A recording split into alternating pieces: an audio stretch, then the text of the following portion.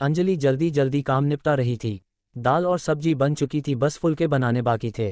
तभी देव किचन में दाखिल हुआ और अंजलि के करीब रखे गिलास को उठाने लगा।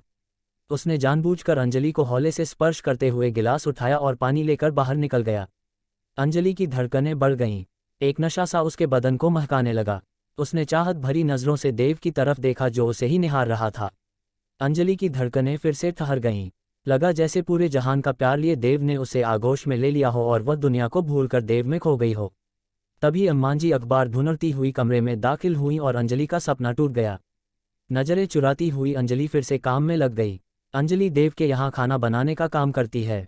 अम्माजी का बड़ा बेटा अनुज और बहू सारिका जॉब पर जाते हैं।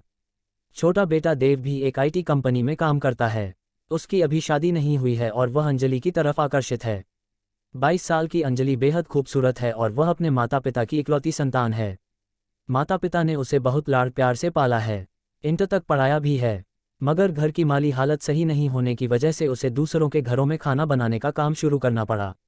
अंजलि जानती है कि देव ऊंची जाति का पढ़ा लिखा लड़का है और देव के साथ उसका कोई मेल नहीं हो सकता। मगर कहते हैं न कि प्यार ऐसा नशा है जो अच्छे अच्छों की बुद्धि पर ताला लगा देता है। प्यार के एहसास में डूबा व्यक्ति सही गलत, ऊंच नीच, अच्छा बुरा कुछ भी नहीं समझता।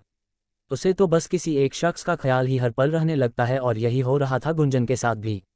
उसे सोते जागते हर समय देव ही नजर आने लगा था। धीरे धीरे वक्त गुजरता गया। देव की हिम्मत बढ़ती गई और अंजलि भी उसके आगे कमजोर पड़ती गई। एक दिन मौका देखकर देव ने उसे बाहों में भर लिया।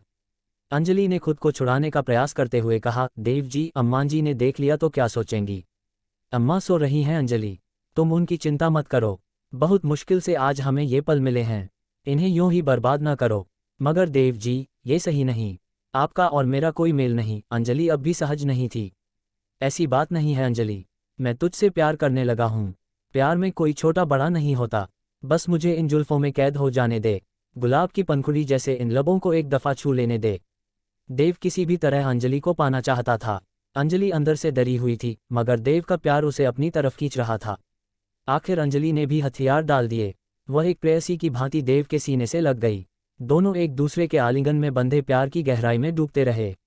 जब होश आया तो अंजलि की आंखें छलछला आईं। वह बोली, आप मेरा साथ तो दोगे ना? जमाने की भीड़ में मुझे अकेला तो नहीं छोड़ दोगे? पागल है क्या? प्यार करता हूँ, छोड़ कैसे दूंगा? कहकर उसने फिर से अंजलि को चूम लिया। अंजलि फिर से उसके सीने में दुबक गई। वक्त फिर से ठहर गया। अब तो ऐसा अक्सर होने लगा। देव प्यार का दावा करके गुंजन को करीब ले आता। दोनों ने प्यार के रास्ते पर बढ़ते हुए मर्यादा की सीमा रेखाएं तोड़ दी थीं। अंजलि प्यार के सुहाने सपनों के साथ एक सुंदर घर संसार के सपने भी देखने लगी थी। मगर एक दिन वह ये देखकर हैरान रह गई कि देव के रिश्ते की बात करने के लिए एक परिवार आया हुआ है। माँ बाप के साथ एक आधुनिक, आकर्षक और स्टाइलिश लड़की बैठी थी। अम्माजी ने अंजलि से कुछ खास बनाने की गुजारिश की तो अंजलि ने सीधा पूछ लिया, ये कौन लोग हैं अम्माजी? ये अपने देव को देखने आए हैं। इस लड़की से देव की शादी की बात चल रही है। सुंदर है न लड़की? अम्माजी ने पूछा तो अंजलि ने हाँ में सिर हिला दिया। उसके दिलो दिमाग में तो एक भूचाल सा आ गया था। उस दिन घर जाकर भी अंजलि की आंखों के आगे उसी लड़की का चेहरा घूमता रहा। आंखों से नींद कोसों दूर थी।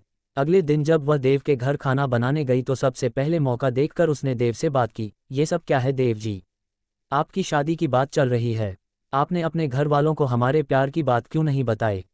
नहीं अंजलि, अपने प्यार की बात मैं उन्हें नहीं बता सकता। मगर क्यों? क्योंकि हमारा प्यार समाज स्वीकार नहीं करेगा। मेरे माँ बाप कभी नहीं मानेंगे कि मैं एक नीची जाति की लड़की से शादी करूं, देव ने बेशर्मी से कहा। तो फिर प्यार क्यों किया था आपने? शादी नहीं करनी थी तो मुझे सपने क्यों दिखाए? तड़प कर अंजलि बोली। देखो अंजलि, समझने का प्रयास करो। प्यार हम दोनों ने किया है। प्यार के लिए केवल हम दोनों की रजामंदी चाहिए थी। मगर शादी एक सामाजिक रिश्ता है। शादी के लिए समाज की अनुमति भी चाहिए। शादी तो मुझे घर वालों के कहे अनुसार ही करनी होगी। यानी प्यार नहीं, आपने प्यार का नाटक खेला है मेरे साथ। मैं नहीं, केवल मेरा शरीर चाहिए था। क्यों कहा था मुझसे कि कभी अकेला नहीं छोड़ोगे? मैं तुम्हें अकेला कहाँ छोड़ रहा हूँ अंजलि। मैं तो अब भी तुमसे प्यार करता हूँ मेरी जान। यकीन करो हमारा ये प्यार हमेशा बना रहेगा। शादी भले ही उससे कर लूँ, मगर हम दोनों पहले की तरह ही मिलते रहेंगे। हमारा रिश्ता वैसा ही चलता रहेगा। मैं हमेशा तुम्हारा बना रहूंगा, देव ने अंजलि को कसकर पकड़ते हुए कहा। अंजलि को लगा जैसे हजारों बिच्छुओं ने उसे पकड़ रखा हो। वह खुद को देव के बंधन से आज़ाद कर काम में लग गई। आंखों से आंसू बहे जा रहे थे और दिल रो रहा था। घर आकर वह सारी रात सोचती रही। देव की बेवफाई और अपनी मजबूरी उसे रह रहकर कचोट रही थी। देव के लिए भले ही यह प्यार तन की भूख थी, मगर उसने तो मन से चाहा था, तभी तो अपना सब कुछ समर्पित कर दिया था। इतनी आसानी से वह देव को माफ़ नहीं कर सकती थी। उसके किए की सज़ा तो देनी ही होगी। वह पूरी रात यही सोचती रही कि देव को सबक कैसे सिखाया जाए। आखिर उसे समझ आ गया कि वह देव से बदला कैसे ले सकती है। अगले दिन से ही उसने बदले की पटकथा लिखनी शुरू कर दी। उस दिन वह ज़्यादा ही बन संवर कर देव के घर खाना बनाने पहुंची। देव शाम 4 बजे की शिफ्ट में ऑफिस जाता था। अम्मान जी हर दूसरे दिन 12 से 4 बजे तक के लिए मंदिर जाती थीं। पिताजी के पैर में तकलीफ थी, इसलिए वे बिस्तर पर ही रहते थे। आज अम्मान जी का मंदिर जाने का दिन था। 12 बजे उनके जाने के बाद वह देव के पास चली आई और उसका हाथ पकड़कर बोली, देव जी आपकी शादी की बात सुनकर मैं दुखी हो गई थी, मगर अब मैंने खुद को संभाल लिया है। शादी से पहले के इन दिनों को मैं भरपूर एंजॉय करना चाहती हूँ। आपकी बाहों में खो जाना चाहती हूँ। देव की तो मनमांगी मुराद पूरी हो रही थी। उसने झट अंजलि को करीब खींच लिया। दोनों एक दूसरे के आगोश में खोते चले गए और दो जिस्म एक प्राण बन गए। बेड पर देव की बाहों में मचलती अंजलि ने सवाल किया, कल आप सच कह रहे थे देव जी? शादी के बाद भी आप मुझसे ये रिश्ता बनाए रखोगे ना? हाँ अंजलि, इसमें तुम्हें शक क्यों है? शादी एक चीज़ होती है और प्यार दूसरी चीज़। हम दोनों का प्यार और शरीर का यह मिलन हमेशा कायम रहेगा। शादी के बाद भी यह रिश्ता ऐसे ही चलता रहेगा, कहकर देव फिर से अंजलि को बेतहाशा चूमने लगा।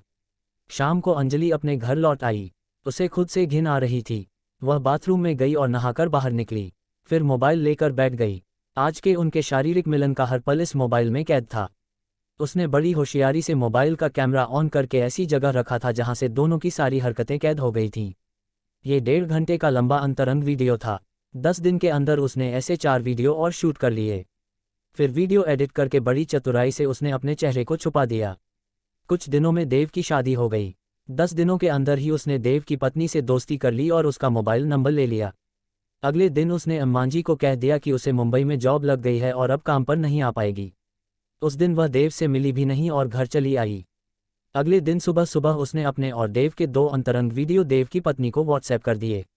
2 घंटे बाद उसने 2 और वीडियो व्हाट्सएप किए और चैन से घर के काम निपटाने लगी।